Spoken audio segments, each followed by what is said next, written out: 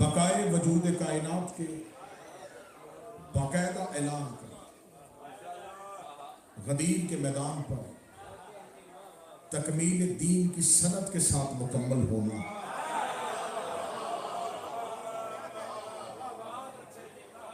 اور کائنات میں بن باپ کے پیدا ہونے والے ہر ایک شجرے کا بے نقاب ہونا،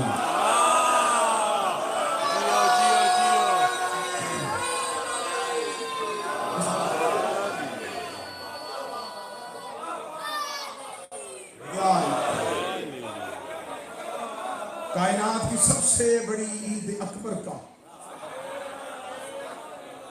آج چہروں کا خوش ہونا، روزے الست پہ کیے ہوئے وعدے کا زمین پہ دہرانا،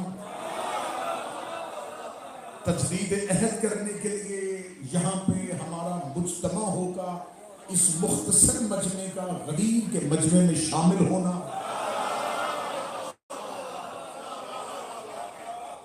اور نظام ولایت پر لبیک کہتے ہوئے علی کی ولایت پر قائم رہتے ہوئے اعلان صراط مستقیم کو قبول کرنا، یہ عید اکبر ہے، یہ سب سے بڑی کائنات کی عید ہے،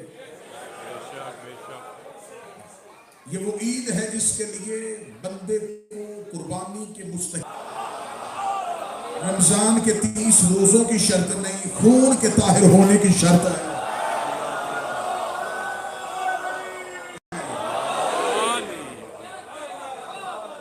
میں نے آپ کے سامنے اللہ کے قرآن سے اس عید اکبر پہ اس آیہ کریمہ کو تلاوت کیا جس میں خداوند نے متعال ارشاد فرما رہا ہے الیوم یئس الذین کفروا من دینکم۔ ترجمہ پڑھوں گا اور چہروں سے پتہ چل جائے گا کہ عید ہو چکی ہے۔ اللہ فرما رہا ہے میرا حبیب آج کافر تیرے دین سے مایوس ہو گئے،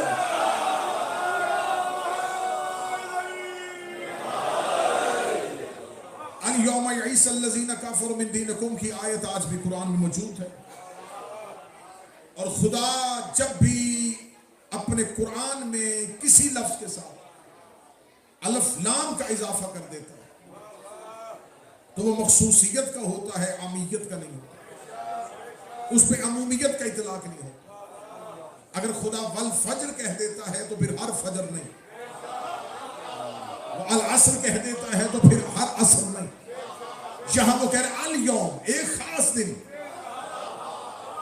جب کافر تیرے دین سے مایوس ہو، خدا کہہ رہے کہ کافر دین سے مایوس ہو میرے مالک، دعوت ذوالعشیرہ میں نبی نے تیری الوہیت کا اعلان ہوا، آپ نے تب نہیں کہا کہ آج کافر تیرے دین سے مایوس ہو۔ میں صرف جشن اسی ایک جملے پہ پڑھوں گا کہ آخر سب نے لکھا کہ یہ آیت قرآن میں موجود ہے کہ ایک دن ایسا تھا جس پہ کافر دین سے مایوس ہوئے۔ دعوت ذوالعشیرہ سے لے کے 11 ہجری تک مجھے اسلامی تاریخ میں سے کوئی ایک واقعہ ایسا نکال کے دکھایا جائے جس کے پورا ہونے کے بعد کافر دین سے مایوس ہوئے۔ بستر پیغمبر سے لے کے سورہ برآت کی آیتوں کا لے کے مکہ میں جانے تک کوئی ایسا موقع جس پہ کافر دین سے مایوس ہو۔ ہمارے علماء کرام نے لکھا کہ یہ آیہ کریمہ خون غدیر پہ آئی جب رسول اعلان ولایت امیر المومنین کر دیا۔ ہم نے اس تفسیر کو، اس ترجمے کو قبول کیا کہ کافر دین سے مایوس ہو۔ جب ہم نے اس ترجمے کو قبول کیا تو ہماری پبلک نے، ہمارے بچوں نے سمجھا کہ شاید اعلان من کنت مولا فہذا علی المولا یہ ایک ایسا اعلان تھا جس سے کافر دین سے مایوس ہو۔ میں عوام کی بات نہیں کر رہا، میں آپ کی بات کر رہا ہوں کہ غدیر پہ قائم رہنے والوں نے بھی سمجھا کہ شاید اس آیت میں مراد یہ ہے کہ جب رسول نے امیر المومنین کی امامت کا اعلان کر دیا تو کافر مایوس ہوگا۔ صرف اعلان ولایت علی سے کافر مایوس نہیں ہوگا، اگر رسول کے اس اعلان ولایت کے ساتھ، کیونکہ خم غدیر آج اگر آپ عید غدیر بنا رہے ہیں تو عید غدیر مختصر ہو کے صرف من کنت مولا کا نام نہیں، اللہ نے اس نبی کو غدیر پہ کھڑا کیا ہے جس نبی کو وہ مصلی پہ رات کو کھڑا نہیں ہونے دیتا۔ اگر خدا نے نبی کو کھڑا کیا ہے تو اس کا مطلب ہے کہ رسول نے کیا غدیر میں صرف من کنت مولا کہا؟ کیا رسول نے صرف یہ کہا کہ علی تمہارا مولا ہے تو کافر دین سے مایوس ہو گئے؟ اس سے زیادہ خطرناک حدیثیں امیر المومنین کے بارے میں رسول اکرم اپنی زندگی میں کہہ چکے. یہ کہہ دینا کہ علی تمہارا مولا ہے یہ ان کے لیے پریشان ہونے والی اتنی بات نہیں تھی. جنہاں نبی نے دعوت ذوالعشیرہ میں کھڑے ہو کے کہہ دیا تھا یا علی انت خلیفۃ من بعدی و وصی و وزیر، اے علی تو میرے بعد میرا خلیفہ بھی ہے، میرا وصی بھی ہے، میرا وزیر بھی ہے. نبی نے اپنی زندگی میں کہہ دیا تھا یا علی انت منی بمنزلۃ ہارون من موسیٰ، اے علی تیری نسبت مجھ سے وہی ہے جو ہارون کو موسیٰ کے ساتھ تھی. یا علی تو حکمت کا، میں حکمت کا شہر ہوں تو اس کا دروازہ ہے، میں علم کا شہر ہوں تو اس کا دروازہ ہے. اے علی کسی نے آدم کا علم دیکھنا ہو، نوح کا فہم دیکھنا ہو، ابراہیم کا تقویٰ دیکھنا ہو، کسی کو نہیں دیکھا، تجھے دیکھ لیا. کتنی حدیثیں ایسی ہیں جو نبی اپنی زندگی میں کہہ چکے. کافر مایوس نہیں، صرف اعلان مولائیت کے ساتھ کافر مایوس ہوئے تو اس کا مطلب غدیر ہم تک بھی نہیں پہنچا. نظام غدیر صرف علی کی مولائیت تک نہیں، رسول علی کو بھائی کہہ چکے ہیں، رسول علی کو اپنا نفس کہہ چکے ہیں، رسول علی کو جان کہہ چکے ہیں. قرآن علی کی آیتیں بار بار قرآن لے کے آ رہا ہے، زمین پر اتر رہی ہیں علی کی شان. تو کافر مایوس ہو گئے تو کیا کافر صرف لفظ مولا سن کے مایوس ہو گئے؟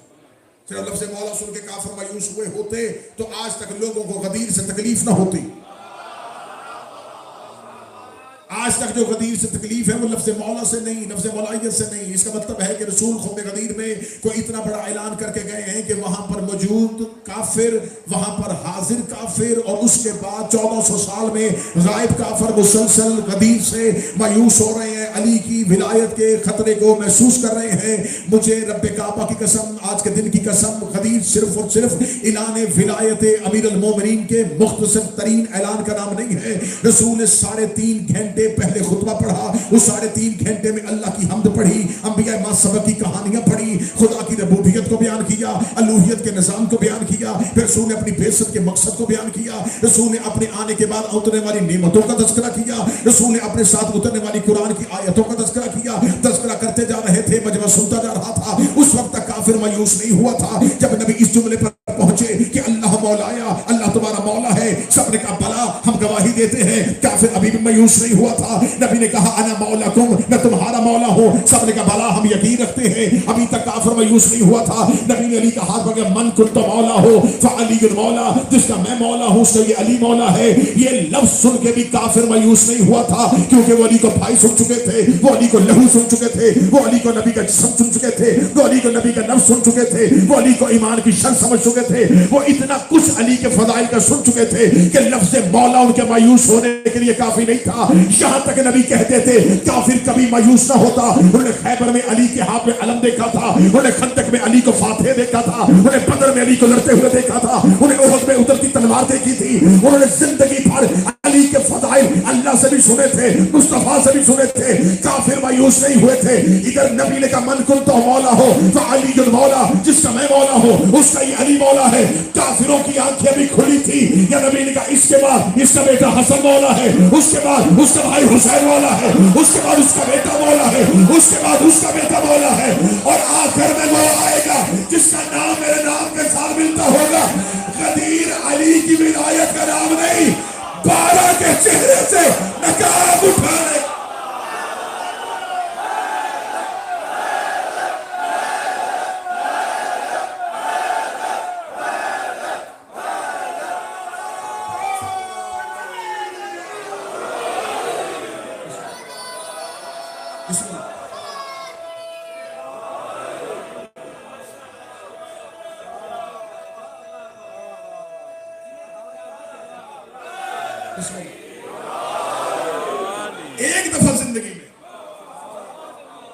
ایک دفعہ زندگی میں خطبہ غدیر ضرور پڑھیے، جو زبان آپ سمجھتے اس میں اس کا ترجمہ پڑھیے. غدیر صرف علی کی مولایت کا نہیں، تسلسل ولایت کا تذکرہ کیا.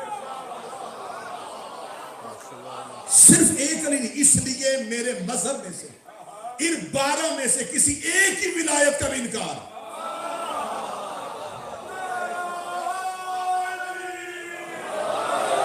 شیعت صرف علی ولی اللہ پڑھنے کا نام نہیں. اگر شیعت صرف علی ولی اللہ پڑھنے کا نام ہے تو کتنے مذہب ہیں جو شیعت سے ولی اللہ؟ اسماعیلیہ ہے، زیدیہ ہے، کتنے واقفیہ ہے، کتنے عقائد ہیں جو ولایت علی تک تو متفق ہے. میرے بول کے گواہی دے کوئی 11 کی امامت کو مانے اور 12 کی غیبت کو نہ مانے. رسول نے پورے کے پورے نظام کا اعلان کیا. مجھے جذباتی غدیر نہیں پڑھنی، مجھے تاریخی حقائق آپ میں سنیں. آپ کیا سمجھتے ہیں کہ یہ اعلان غدیر اچانک ہو گیا؟ اور جو سامنے کھڑے تھے انہیں علم ہی نہیں تھا کہ کیا ہونے والا. نبی جب مدینہ سے مکہ کی طرف چلے تو یہ خبر پھیل چکی تھی کہ کچھ ہونے والا ہے. جو یہ جا رہے ہیں، تھوڑی سی غدیر کی بیک گراؤنڈ سنیں، کچھ بڑا ہونے والا ہے جو رسول اللہ جا رہے ہیں. کیونکہ رسول اللہ نے اس حج پہ جاتے ہوئے، یہ زندگی میں رسالت مآب کا یہ پہلا وہ حج ہے، اور رسالت مآب نے مدینہ میں یہ اعلان کروایا کوئی شخص چاہے مرد ہو یا عورت ایسا نہ ہو جو میرے قافلے میں اس حج میں نہ جائے. ایک ہوتا ہے شرعی طور پر واجب عمل، جس کا اللہ حکم سنائے، نبی اس کی تبلیغ کرے اور نبی اس کی اہمیت بتا دے، اسے چھوڑنے کی سزا بتا دے. لیکن شریعت میں ہر عبادت کو چھوڑنے میں کہیں نہ کہیں اس کا کفارہ موجود ہے. تھوڑی سی تمہیز سمجھیے. نماز واجب ہے، یہ ہمیشہ سے سفر میں ہے قسم، جان بوجھ کے چھوڑ دی قضا پڑھ لی. روزے کی قضا رکھا تھا توڑ دیا کفارہ دے. حج کے کسی ایک مناسک میں سے کسی ایک رکن کا بجا لانے کے بعد ختم کر دینا شریعت میں کفارہ. اگر رسول کہتے نا کہ یہ حج عام حج کی طرح ہے، لوگوں کو پتا تھا کہ اس حج میں کچھ ہونے والا، بندے کفارہ دے دیتے، مدینے سے نہ جاتے، کسی غلام کو بھیج کے حج بدل کروا دیتے. حج بدل کی سہولت تو آپ بھی موجود ہے. یا رسول اللہ ہماری طبیعت بہتر نہیں، یہ میرا ایک غلام ہے، تھوڑے عرصہ پہلے مسلمان ہوا ہے، کبھی بھی نہیں گیا، اسی اپنی جگہ پہ بھیج رہا ہوں. رسول نے 11 ہجری کے اس حج میں جاتے ہوئے کہا کوئی کفارہ نہیں اس حج پہ.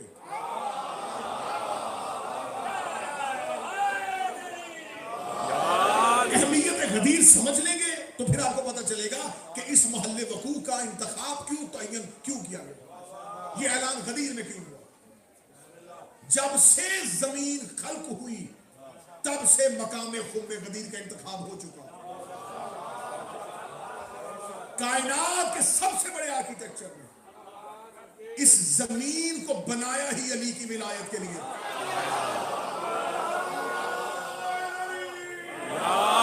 اس کی جغرافیائی اور تاریخی حیثیت ختم کرنے کے لیے مشہور کیا گیا. ایک تالاب تھا، کسی دوسرے نے بیان کیا، اسے کہا نہیں اس جگہ پہ آ کے اس لیے کہ یہاں سے رستے جاتے تھے. اب بڑا ایک عمدہ ادبی جملہ کہنے لگا ہوں، کبھی بھی رستے ہادی کی مجبوری نہیں ہوتے. جو سمجھ چکا ہے میں اسے دعوت دے رہا ہوں. محتاج ہدایت کی مجبوری ہوتی ہے، ہادی جہاں چلے وہ رستہ ہوتا ہے.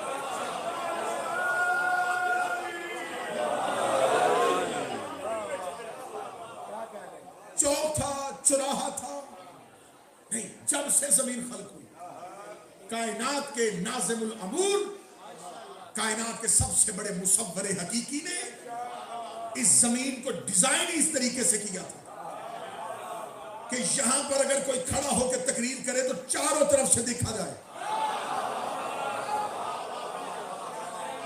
یہاں پر اگر کوئی بولے، جیسا کہ جدید دور ہے، اگر کسی بھی جگہ پر کوئی ہال ایسا بنایا جاتا ہے جہاں پر مختلف سیمینارز ہونے ہوں تو وہ چیک کرتے ہیں کہ اس ہال کے اندر ساؤنڈ کوالٹی کیسی رہے، دیواروں کی آپس میں تناسب جو ہے وہ فاصلے کا کتنا ہوگا، چھت کی اونچائی کتنی ہوگی۔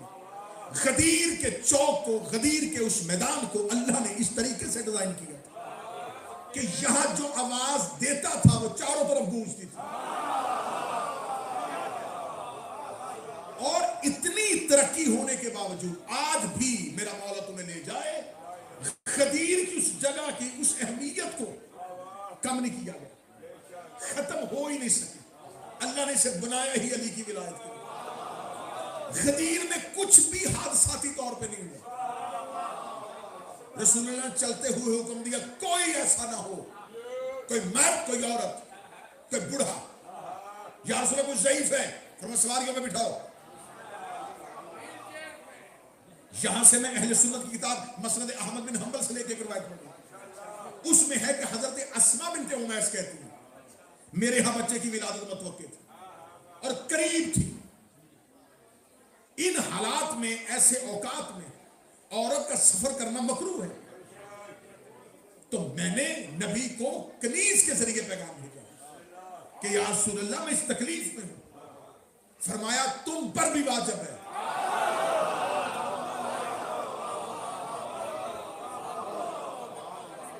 حضرت اسماء بنت امیس کہتی ہیں کہ جیسے ہی مجھے کنیز نے آ کے کہا کہ نبی نے تمہیں اجازت نہیں دی کہ تم گھر میں رہو، نبی نے کہا حکماً تم بھی جاؤ۔ وہ کہتی اس لمحے مجھے ایک لمحے کے لیے احساس ہوا کہ یہ رسول کبھی کسی فعل پر اتنا سخت نہیں ہوا۔ ادھر جب یہ مدینہ میں یہ ارینجمنٹ ہو رہی تھی، یہ انتظامات ہو رہے تھے، مولا امیر المومنین کو یمن بھیجا گیا تھا کیونکہ یمن اس دور میں علی کے شیعوں کا، علی سے محبت کرنے والوں کا، اہل بیت سے محبت کرنے والوں کا آہستہ آہستہ مرکز بن رہا تھا۔ ماشاءاللہ ماشاءاللہ۔ امیر المومنین نے جس قافلے کو لیڈ کرنا تھا اس نے یمن سے آنا تھا، جسے مدینے سے لے کے نکلنا تھا وہ رسول اللہ اس کو لیڈ کر رہا تھا۔ کتابیں کہتے ہیں کہ 80,000 لوگ رسول کے قافلے میں تھے، 12,000 سے لے کے 16,000 کی روایت ہے جو امیر المومنین کے ساتھ چلے، جو چھوٹے چھوٹے شہروں سے ملے جھنڈ کی صورت میں۔ اچھا ہر سال حج ہوتا تھا لیکن نبی اس طرح حکم نہیں دے رہے تھے، نبی نے آج کہا اس سال کیونکہ میں جا رہا ہوں، جس نے اس سال یوں میرے ساتھ حج کیا وہ سمجھے کہ اسے 1.25 لاکھ انبیاء کے ساتھ۔ سبحان اللہ قبلہ، سبحان اللہ، واہ واہ واہ۔ اور وہ حدیث جو نبی نے اس حج کے لیے کہی تھی وہی حدیث نبی نے کنورٹ کر دی اعلان ولایت کے بعد۔ فرمایا اب قیامت تک کے لیے، اب قیامت تک کے لیے جس نے غدیر میں علی کی ولایت میں ایک مومن کو کھانا کھلایا سمجھو اس نے 1.25 لاکھ انبیاء کی میزبانی کی۔ اجازت ہے میں تاریخی اعتبار سے پڑھوں، مثال کے بعد یوں اہتمام کر کے جا رہے ہیں۔ اب آپ کے سامنے منبر سے بیان کیا جاتا ہے کہ غدیر کے متبادل ایک نظام بنا تھا جسے امت نے ترتیب دیا تھا، اس نظام کا نام ہے سقیفہ۔ سقیفہ غدیر کے بعد آیا ہے، غدیر سے پہلے ایک نظام ترتیب پا گیا تھا جسے کہا جاتا ہے یوم صحیفہ۔ اس کا تذکرہ کتابوں کے اندر، ہسٹری کی تمام کتابوں کے اندر موجود ہے، یوم صحیفہ۔ میں اس کا تذکرہ کر رہا ہوں۔ اب رسالت میں آپ یہ اہتمام کر رہے ہیں کہ سب جائے سب جائے سب جائے۔ اب یہ بھی امت کو پتا ہے کہ رسول اللہ کا یہ آخری حج ہے کیونکہ رسول بار بار تذکرہ فرما چکے۔ اب رسول اللہ اگر اتنا اہتمام کر رہے ہیں تو یقیناً یہ اپنے بات جانشینی کا اعلان کرنے والے ہیں، یہ تقرری کرنے والے ہیں، یہ نام بتانے والے ہیں کہ وہ کون ہے۔ اب رسول اللہ نے مکہ تک پہنچتے پہنچتے اہتمام مکمل کیا اور مکہ تک پہنچتے پہنچتے منافقین کے گروہ نے نبی کے متبادل ایک نظام ترتیب دیا اور تمام قبائل کی نمائندگی اکثریت کی کروانے کے بعد ایک پیپر کے اوپر، ایک چمڑے کے اوپر ایک تحریر لکھی جسے کہا جاتا ہے صحیفہ. یہ ان قبائل کے درمیان تھا جو علی کی دشمنی میں اکٹھے ہوئے تھے. اب اس میں تمام حفاظتی تدابیر ڈسکس کی گئی کہ اگر تو رسول حج کے موقع پر خطبہ حج میں اعلان کرے گا تب ہم نے آگے سے کیا کرنا ہے, اور اگر رسول اللہ خطبے کے دوران نہیں کرتے اور مناسک حج ادا کرنے سے پہلے اعلان کرتے ہیں تو پھر ہم نے اس اعلان کا بائیکاٹ کیسے کرنا ہے, ہم نے کس طریقے سے اس اعلان کو کسی صورت میں نہیں ہونے دینا. اب باقاعدہ ایک تحریر لکھی گئی, تحریر لکھنے کے بعد یہ تحریر لکھی گئی حجر اسود کے پاس بیٹھ کے. اس تحریر کے اندر دستخط ہوئے, باقاعدہ قبائل کے ان رہنماؤں نے دستخط کیے اور کہا کہ اگر رسول کسی بھی طریقے سے یہ اعلان کرنے میں کامیاب ہو جاتے ہیں تو پھر ہم نے اس نظام کو روکنے کے لیے کیا کیا کرنا ہے. اس کے لیے باقاعدہ طور پر یہ طے پایا کہ اب بیعت کو روکنا کیسے ہے, رسالت مآب کو رستے سے ہٹانا کیسے ہے, مدینہ پہنچ کے اس نظام کے مقابل نظام کیسے مرتب دینا ہے. یہ ساری چیزیں ادھر غدیر کی تیاری ہو رہی تھی, ادھر دوسری طرف غدیر کے اس اعلان کو روکنے کی تیاری ہو رہی تھی. لیکن خدا کہتا ہے کہ مکر یہ بھی کرتے ہیں, مکر اللہ بھی کرتا ہے, لیکن اللہ خیر الماکرین, اللہ کی تدبیر سب تدبیروں میں بھاری آ جاتی ہے. اب رسول اللہ کو بھی یہ پتا تھا کہ یہ اللہ جو حج کے موقع پر اس میجورٹی کے اندر یہ اعلان کروانا چاہتا ہے, تو بار بار ہاٹ لائن پہ اللہ رسول کی گفتگو جاری تھی کہ کب یہ کرنا ہے, کب یہ کرنا ہے. یہ مسلسل رابطہ تھا کیونکہ رسول بھی چاہتے تھے کہ اب اس بوجھ کو میرے کاندھوں سے ہٹایا جائے تاکہ میں اگلے نظام کا اعلان کر سکوں. آج یہ جو مسلمان کہتے ہیں ختم نبوت, ختم نبوت, جشن ختم نبوت, شان ختم نبوت خوشی کی بات نہیں, امت کے امتحان کا نام ہے. اور میں ایک لفظ پھر کہنے لگا ہوں اور یہ اس لفظ کے اندر پوری ہسٹری بند ہے. نبیوں کا کلمہ پڑھنا آسان ہوتا ہے, نبیوں کی اوصیہ پر ایمان لانا مشکل ہوتا ہے.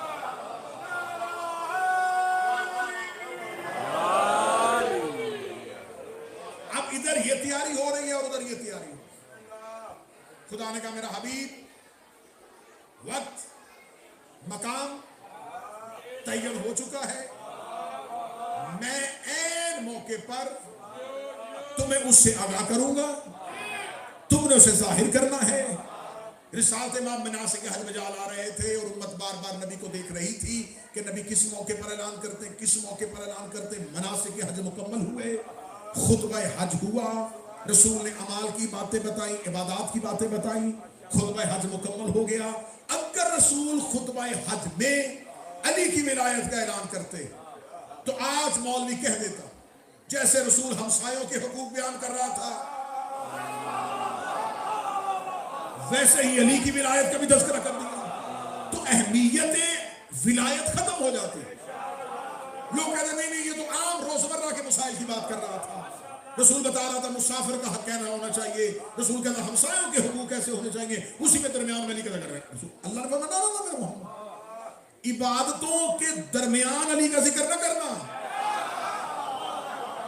مجمع بھی علیحدہ بلانا, ماحول بھی علیحدہ سجانا, اور پھر جب علی کے لیے میدان سجائے تو پھر صرف علی کی بات کرنا, جب علی کے نام پہ مجمع بلائے تو پھر صرف علی کی بات کرنا, جب علی کے نام پہ لوگوں کو اکٹھا کرے پھر صرف علی کی بات کرنا. اگر یہیں پہ رکے ہو تو میں جملہ کہہ دوں, یہ رسول کی سنت ہے, جب مجمع علی کے نام پہ بلایا جائے تو پھر بات صرف علی کی سنائی جاتی ہے.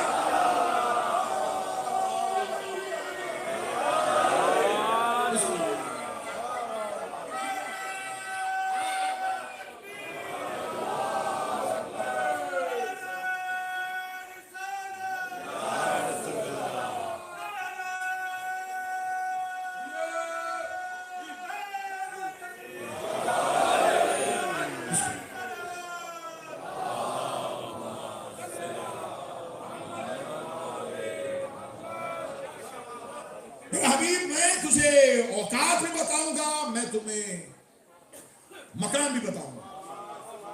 جب رسول نے مکمل کر دیا خطبہ،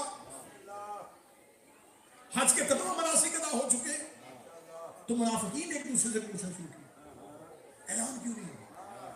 اعلان کیوں نہیں ہوا؟ صحیفہ کے اندر یہ ایک شرط یہ بھی لکھی گئی تھی، یہ بھی تدبیر لکھی گئی تھی کہ اتنے مجمع میں نبی جب بھی بات کرنے لگے تو کیونکہ جو قریبی لوگ ہیں جو ہر وقت نبی کو ہلکے میں لیے پھرتے تھے، کہ تم جو بالکل قریبی لوگ ہو، تم نے نبی کی اس گفتگو کے درمیان ایسے شور کرنا ہے کہ یہ بات ہم تک رہے، عوام تک نہ پہنچے۔ جس کی ایک ایگزامپل پوری بھی ہوئی کہ جب رسول نے اپنے حجرے میں کہا کہ مجھے کاغذ قلم لا کے دو، تو بخاری نے لکھا کہ وہاں شور شروع ہو گیا، شور مچانا شروع کر دیا کہ پتہ ہی نہ چلے کہ نبی کیا کہہ رہے ہیں، پتہ ہی نہ چلے کہ نبی کہنے والے کیا ہیں۔ لہٰذا یہ طے ہو چکا تھا کہ ہم نبی کے سراؤنڈنگ میں رہنا ہے، نبی بات شروع کریں گے، ہم شور کر دیں گے۔ اب یہ اپنی سواریوں کو نبی کے ساتھ ساتھ لے کے چل رہے ہیں۔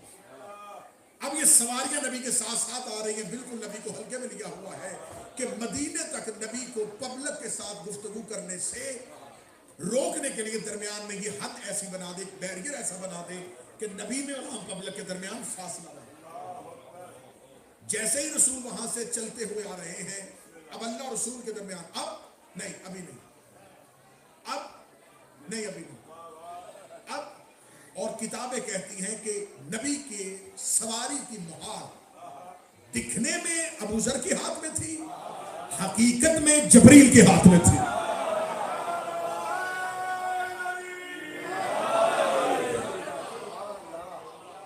نظر آ رہا تھا کہ یہ سواری کی مہار ابو ذر غفاری کے ہاتھ میں ہے، لیکن در حقیقت وہ جبریل امین کے ہاتھ میں تھی، جو بار بار کہہ رہے تھے، اللہ کہہ رہا ابھی نہیں، ابھی نہیں، ابھی۔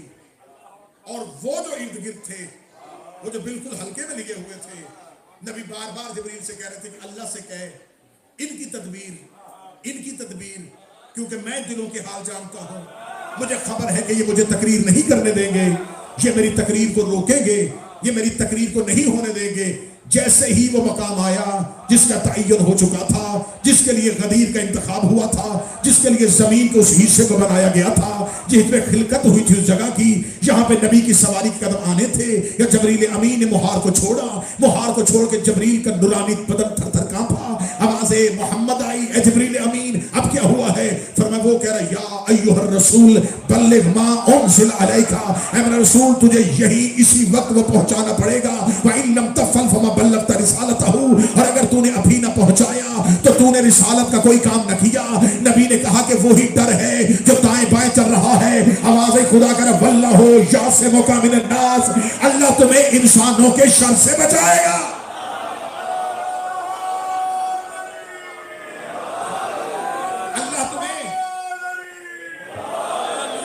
اللہ تمہیں انسانوں کے شر سے بچائے گا۔ اچھا، یہاں پہ میں روک ایک جملہ کہنے لگا ہوں، جب رسول نے فاران کی چوٹیوں میں کوہ ابو قبیس میں کھڑے ہو کے کہا، ایھا الناس قولوا لا الہ الا اللہ، اے انسانوں کہو اللہ ایک ہے، یہ بات مکے والوں کے لیے بجلی بن کے گری تھی کہ ہمارے اتنے خداؤں کو جھوٹا کہہ کے ایک کو سچا کہہ رہا ہے۔ پورے مکے کی دشمنی ابو طالب کے بیٹے نے اپنے سینے پہ لی۔ خدا نے نہیں کہا کہ میں تجھے بچاؤں گا، نہیں جو قریب بیٹھے ہو، لا الہ الا اللہ مکہ میں مشکل ترین اعلان تھا۔ اگر آپ نے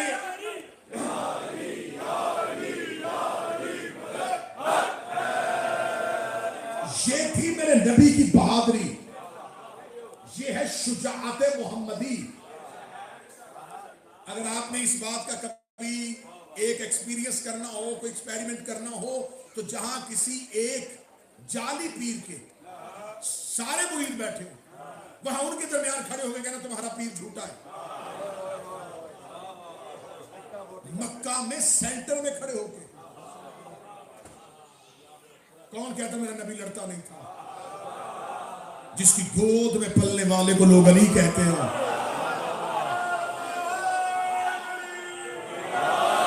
یہ ہے شجاعت محمدیہ. اکیلے کھڑے ہیں اور کہہ رہے ہیں جھوٹے ہیں تمہارے خدا, میرا خدا سچا ہے. خدا نے نہیں کہا واللہ یعصمک من الناس, پہنچا میری الوہیت کو, خدا تمہیں انسانوں کے شر سے بچائے گا. نبی نے شرابیوں کے درمیان میں بیٹھ کے کہا شراب حرام ہے, خدا نے نہیں کہا واللہ یعصمک من الناس. نبی نے جھوٹوں کے درمیان کھڑے ہو کے کہا جھوٹ بولنا گناہ ہے, خدا نے نہیں کہا واللہ یعصمک من الناس. نبی بدر کے میدان میں 1000 کے مقابلے میں 313 لے کے چلا گیا, خدا نے یہ نہیں کہا واللہ یعصمک من الناس. نبی احد کے میدان میں زخمی ہوا اور لوگوں نے گھیر لیا, خدا نے یہ نہیں کہا واللہ یعصمک من الناس. نبی مباہلے میں گھر سے صرف 5 لے کے گیا, خدا نے یہ نہیں کہا کہ واللہ یعصمک من الناس. نبی اپنی پہلے دن کی تبلیغ سے لے کے رسول اللہ 11 ہجری تک ہر ایک دن امتحان دیتے رہے, خدا نے نہیں کہا واللہ یعصمک من الناس. پہلی اور آخری بار اللہ نے صرف علی کے دشمنوں کے بارے میں کہا تھا واللہ یعصمک من الناس, اللہ تمہیں انسانوں کے شر سے بچائے گا. خدا نے زمانے کو بتا دیا ہے کہ شر پیدا ہی تب ہوتا ہے جب علی کی ولایت کا اعلان.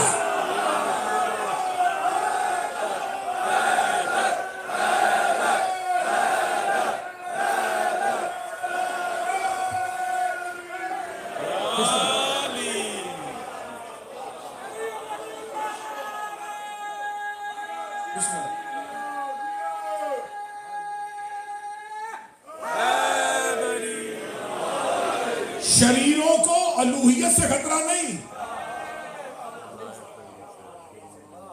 اس دور کے شریروں سے لے کے آج کے شریروں تک خطرہ صرف اور صرف ولایت علی سے ہے. نہ اللہ کی بات کرو تو کہیں پر لڑائی, نہ نبی کی بات, کیونکہ ظاہری طور پر تلوار لے کے نہ اللہ نے کسی کے بڑے مارے تھے نہ مصطفیٰ نے. واللہ یعصمک, اللہ تمہیں بچائے گا انسانوں کے شر سے. یہیں پہ کھڑے ہو کے پہنچا. اب رسول جانتے تھے کہ جو پہلا بیریئر ہے جو ساتھ چل رہی ہیں, یہ سواریاں ہی میرے اعلان کو نہیں آنے دیں گی. خدا نے کہا جیسے بھی پہنچانا پلان تیرا پہنچا. کائنات کے سب سے ذہین ترین انسان نے, ذہانتوں کے مرکز اور عقل کل نبی نے اپنی سواری میں بیٹھ کے یوں ان کی سواریوں کو دیکھا. دیکھنے کے بعد پلان اتارو.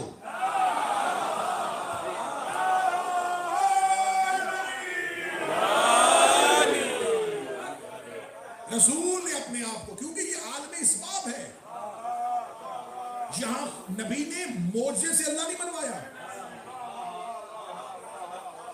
معجزے سے اللہ نہیں منوایا. اللہ کسی فرشتے سے کہتا بیٹھ جاؤ انسانوں کی گردنوں پہ, میری الوہیت کا انکار کریں تو مروڑ دینا. نہ اللہ جبرن اپنی توحید منواتا ہے, نہ رسول جبرن اپنی رسالت منواتا ہے. یہ عالم اسباب ہے. اب سبب پہ رسول نے یہ نہیں کہا کہ معجزے سے ان کی سواریاں روک دو. رسول نے عالم اسباب میں اپنے آپ کو بلندی پہ کیا تاکہ شور یہاں ہوتا رہے.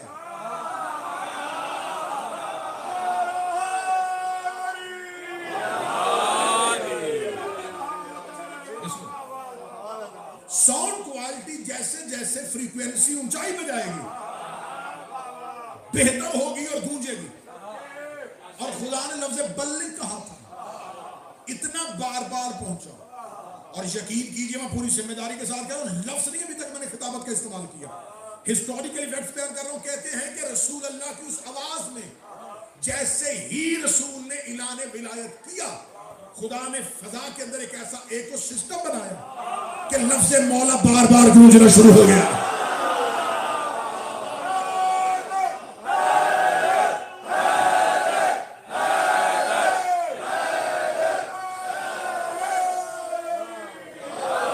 کیونکہ ولایت علی زمینی ولایت کا نام نہیں, آسمانی ولایت کا. ولایت کا رقبہ جو تھا وہ زمینی نہیں، کیونکہ رسول اس کے آگے کنڈیشن لگا چکے تھے، من کنت مولا، اس سے پہلے اطلاع کر چکے تھے جس کا میں مولا۔ اب جہاں جہاں رسول کی نبوت کی رسائی،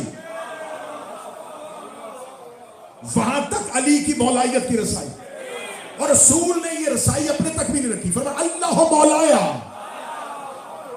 جہاں جہاں خدا کی خدائی ہے، محمد کی نبوت ہے، وہاں وہاں علی کی ولایت ہے۔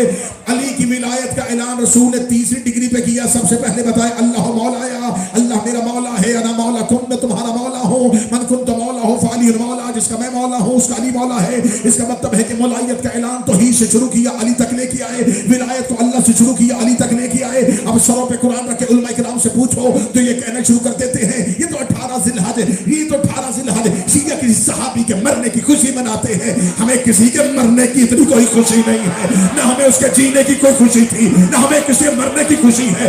ایسے ہزاروں مرتے رہتے ہیں، روز ایسی لاشیں گھروں سے اٹھتی رہتی ہیں، وہ 18 ذی الحج کو ہمارا باپ بھی مر جائے ہم پھر بھی خوشی مناتے ہیں۔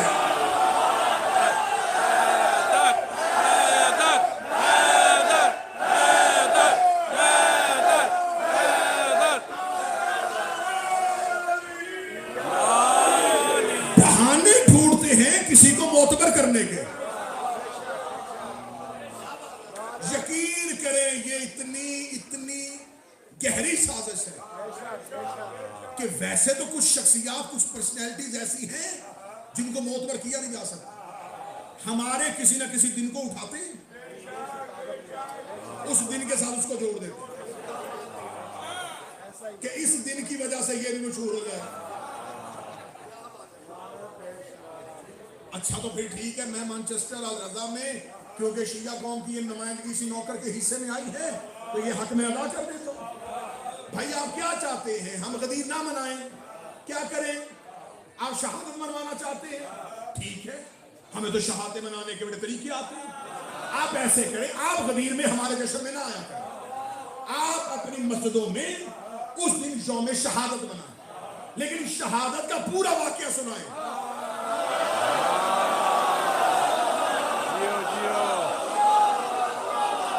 بھائی ہم سے پوچھتے ہو، ہم مولا علی کا اگر ماتم کرتے ہیں تو ہم یوم علی پہ صرف یہ نہیں کہتے شہادت، ہم پوری شہادت بتاتے ہیں، ہم علی کے فضائل پڑھتے ہیں، ہم علی کے فضائل پڑھنے کے بعد مجمع کو بتاتے ہیں کہ زہر کہاں سے آیا تھا، تلوار کہاں سے آئی تھی، قاتل کہاں سے آیا تھا، قاتل کا شجرہ کیا تھا، پھر ہم قاتل کا نام بتاتے ہیں، پھر اپنے بچوں کو قاتل کا شجرہ بتاتے ہیں، پھر اپنے مجمع سے اسی قاتل پہ لعنت کرواتے ہیں۔ ہم اگر حسن کا جنازہ اٹھاتے ہیں، ہم حسن کے فضائل پڑھتے ہیں، ہم مولا حسن کا تذکرہ کرتے ہیں، ہم حسن کا عدل بتاتے ہیں، ہم حسن کا معاہدہ بتاتے ہیں، پھر حسن کے بے وفاؤں کا تذکرہ کرتے ہیں، پھر شہادت کے ثواب پڑھتے ہیں، ہم 10 محرم حسین کا ماتم کرتے ہیں، ہم شہادت کی پوری ہسٹری بتاتے ہیں۔ اور شہادت بھی بنانی ہے تو بندے کے بچوں جیسی بناؤ، صرف شہادت نہ کرو، اپنے ممبروں میں بتاؤ ہوا کیا تھا، وجہ کیا تھی۔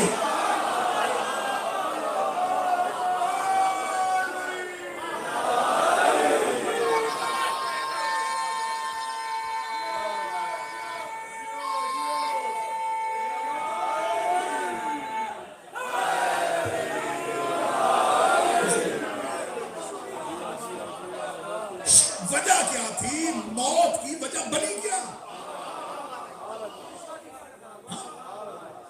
کیوں لوگ دشمن بنے، کیوں بلوایا تھا حکم کو واپس،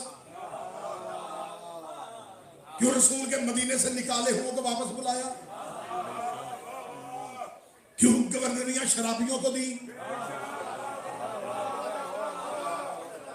کیوں اسلام کے اتنے عظیم منبروں پر جاہلوں کو بٹھایا۔ تو پھر صرف یہ نہیں کہنا ہر چیز ہمارے کھاتے نہیں ڈالنی، منانا چاہتے ہیں آپ غم منانا چاہتے ہیں، ہم خوشی مناتے ہیں، منائیں۔ ہم 18 ذی الحج کی شام کو جشن ختم کر کے سیدھے وہاں آئیں گے۔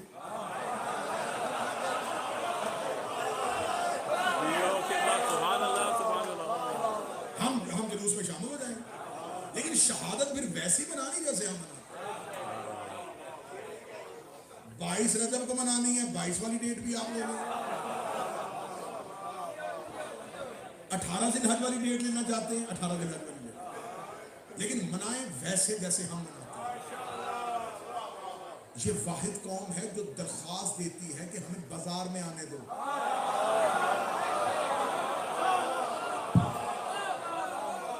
ہم تو کہتے ہیں ہمیں بازار میں آنے دو، ہمیں جگہ مرضی کی دو، ہمیں اور کوئی کھلی گراؤنڈ دو، اور کوئی کھلی گراؤنڈ دو۔ ہمارے یہ تو برطانیہ ہے، یہاں پر تو آپ کو وہ پرابلم نہیں ہے پاکستان میں۔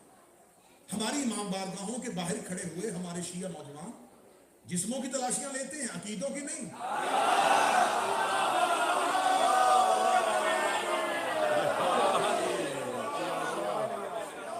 یقین کریں کہ ہمارے مجمع سے پتہ چل جائے نا کہ گیٹ اپ سے یہ لگ رہا ہے بندہ ہمارا نہیں، اسے روکتے نہیں، عزت کے ساتھ جگہ دیتے ہیں۔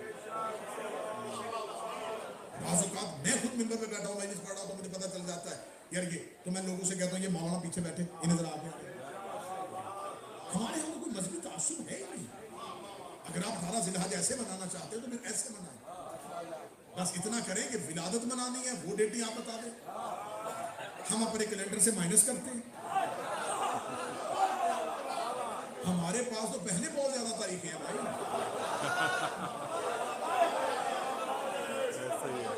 لیکن میری جان ایک چھوٹی سی مشورہ میں اور دے رہا ہوں، اگر ہم 10 محرم کو ماتم کرتے ہیں نا تو 3 شعبان کو جشن بھی مناتے ہیں۔ مولا حسین آپ کو سلامت رکھے۔ 28 صفر کو تابوت اٹھاتے، 15 رمضان کو جشن کرتے، 21 رمضان کو مولا امیر کا ماتم کرتے ہیں، 13 کا جشن۔ پھر آپ نے بھی صرف شہادت نہیں منانی، طریقے نکالیں، ورک کھولیں، مولویوں کو کام پہ لگائیں، اے آئی کو چیٹ جی پی ٹی کو ڈیٹا دے کہ ہمیں ہمارے مرشدوں کی تاریخ ولادت نکال کے دو۔ ولادت کی تاریخ ان کی نکلتی ہے جن کی ولدیتوں کا پتہ ہو۔